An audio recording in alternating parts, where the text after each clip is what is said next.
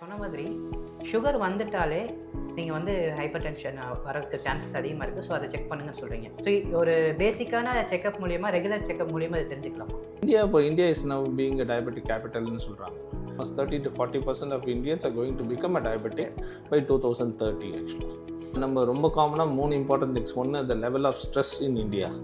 Second, the amount of processed food being spent all over.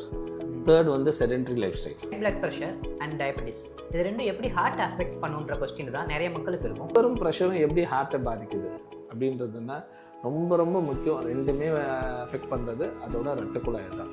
I think இது இருக்கிறதுலே ரொம்ப common problem இது. Both are very commonly coming together. They are call the deadly டியூவோன்னு. So once when you have a diabetes நீ கட்டாயமாக pressure இருக்கா இல்லையான்றதை check பண்ணிக்கிறது நல்லது. இப்போ சுகர் மஸ்ட்டு வர்றதை எப்படி அவங்க தெரிஞ்சுக்குவாங்க?